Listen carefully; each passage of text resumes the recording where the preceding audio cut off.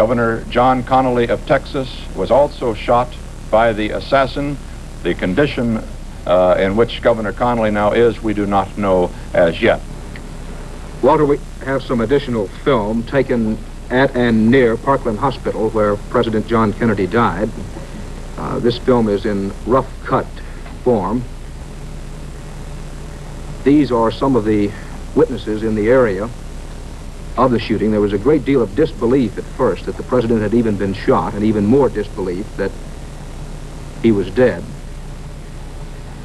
Hospital sources gave this report of the arrival at the emergency entrance to the hospital, and I quote from the hospital: "The president was lying motionless in the car.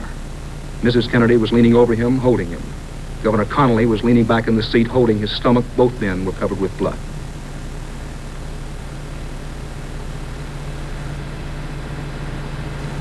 Mrs. Kennedy reportedly held up very well inside. She was heard only to say, "Jack, Jack, no, no." We are told that the gunshot wound, the fatal wound inflicted on the President of the United States, entered at the base of the throat and came out at the base of the neck on the back side. We just got the word that Lyndon B. Johnson has been sworn in as the President of the United States. He was sworn in at 1:38 Central Standard Time. That was 2:38, and that's almost an hour and a half ago now, if this time is correct here. The oath was administered to him by U.S. District Judge Sarah T. Hughes. He took the oath aboard the presidential plane at Love Field just prior to takeoff to return to Washington. We still do not know who the assassin was or what was his motive. The prime person suspected is a man who was cornered and seized in a movie theater in the Oak Cliff section of Dallas, Texas, soon after the assassination. They refer to him as the man in a brown shirt. He shot and killed a police officer before he was subdued. We have some late film now from Dallas, Texas, and so for that film we switch now to Dan Rather in Dallas. These are scenes at a building across the street from the scene where President Kennedy was shot. Police immediately ringed this building. It's believed that the assassin was in this same building on either the 4th or 5th floor. Witnesses said they believe 3 or 4 shots were fired. Some empty cartridges have been found in that building. A number of suspects were picked up immediately. Practically anyone in the area who even gave a hint of looking suspicious was picked up. Police thought they might be able to catch the assassin still in the building. They were unsuccessful in that. Up there on the 4th or 5th floor, perhaps out of one of those open windows, is where the assassin of President Kennedy is believed to have fired the fatal shots. As we mentioned a short while ago, a number of arrests have been made in Dallas in the wake of President Kennedy's death. We have scenes of one of those arrests in the downtown area. This was just after a Dallas policeman was shot in the vicinity of a downtown movie house. The suspect was brought immediately to police headquarters. That particular suspect is among many who is being questioned, not all of them in connection with the shooting. Some of the suspects simply are being questioned as possibly to what they saw. The Dallas police headquarters is literally alive with people who have been brought in off the streets, arrested for one cause or another. Here's late information on the man that they have arrested in Dallas and who is called at the moment the prime suspect in the assassination of President Kennedy.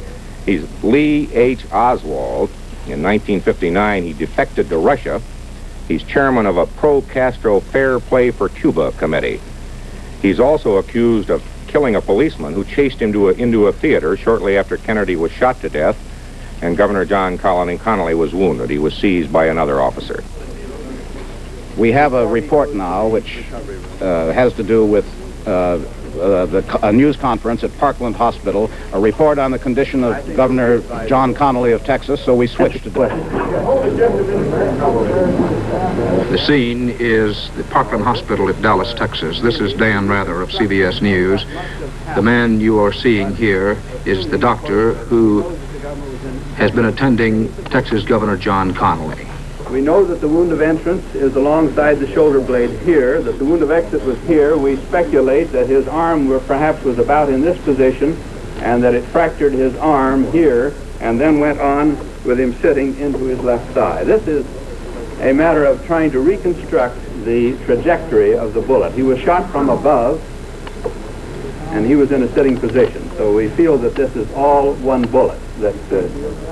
What you have been watching is the official briefing from the doctor at Dallas's Parkland Hospital who has been attending shot Texas Governor John Connally. As you heard, Governor Connally is in serious but not critical condition. Mrs. John F. Kennedy left the hospital at approximately the same time the coffin carrying the body of her husband left. The coffin went to a private air installation at Dallas's Love Field. It either has left or will leave Dallas Love Field in a matter of minutes. Back now to CBS News quarters in New York. We have more news coming in. The body of assassinated President John F. Kennedy is going to lie in repose at the White House tomorrow to be viewed by mourning members of his family and high dignitaries of the government. The general public will not be admitted. The White House announced tonight that the body, flown from Dallas by the same plane that is bringing President Johnson to the nation's capital, will be on view from 10 o'clock tomorrow morning until 6 o'clock tomorrow evening. That plane is due at about 6:15. We have gotten a picture of President Johnson being sworn in by that woman federal judge, which I think we can pick up on this camera.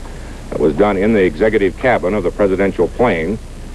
Always the swearing in of a new president has to be done within the shortest practical time after the death of the old. People will remember today as a date to date things in their lives from, in the same way that they did in the case of President Roosevelt. They say, where were you when President Roosevelt died? They will say the same thing about where were you when you first heard the news of President Kennedy's assassination. These films were taken slightly less than an hour and a half before President Kennedy was shot and killed in a motorcade in downtown Dallas. The usual receiving line, of course, a number of Dallas dignitaries, and a lady who said that she had waited for 69 years to meet a president.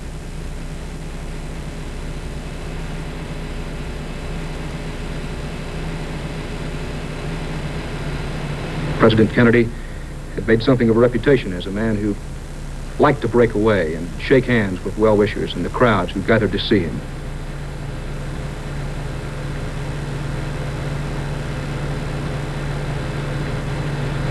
These are some of the last close-up pictures taken of President Kennedy. Interrupt that for a moment. President Lyndon Johnson has arrived at Andrews Air Force Base in Maryland. He arrived at 5:58 Eastern Standard Time aboard the Air Force jet which also carried the body of John Kennedy. It is live right now.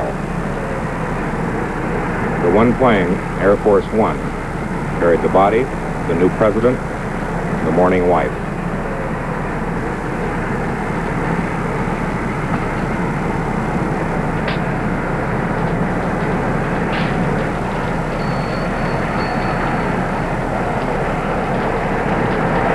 This is a scene at Andrews Air Force Base where the casket